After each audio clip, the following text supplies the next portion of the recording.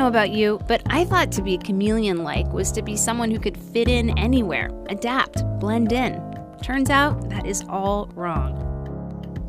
Chameleons don't change color to match their environment. In fact, it's just the opposite. Their baseline is camouflage. When chameleons are relaxed, they're mostly green. They naturally blend into their home in the forest canopy. They even mimic leaves by dancing around a little. But when they feel threatened or annoyed or just want to show a little swagger, that is when their color changes.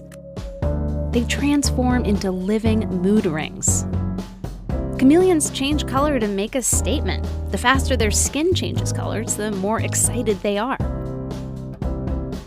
How do they do this? Well, it turns out we've been getting that wrong too. Until this year, scientists thought chameleons change color by spreading out pigments in their cells, like the skin of the squid we're seeing right here. But the truth is way more complex.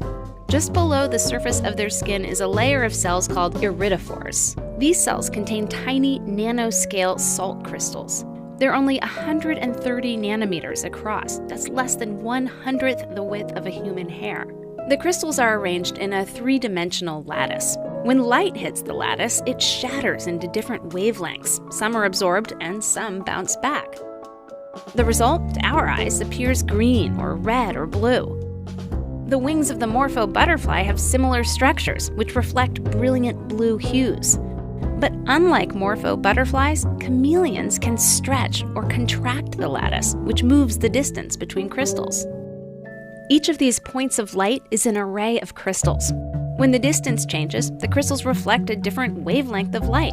The result is a dramatic shift in color. So what if we could come up with some kind of material that could change from one brilliant color to another?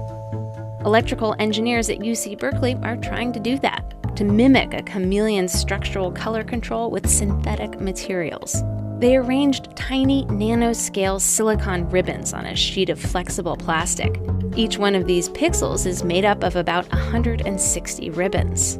When the plastic stretches, the space between the ribbons becomes greater, and a different wavelength of light is reflected, just like chameleon skin. Well, almost. This synthetic chameleon skin has just one layer of nanoscale arrays. The salt crystals in real chameleon skin are stacked in several layers, which makes their skin some of the most colorful and complex in the animal kingdom. They produce colors that aren't even visible to human eyes. What I like about chameleons is they show us how wrong we can be about science. What we called camouflage is an entire language, as alien to us as the clicks of a dolphin or the low rumble of an elephant. A visual language made of colors we can only begin to imitate and imagine.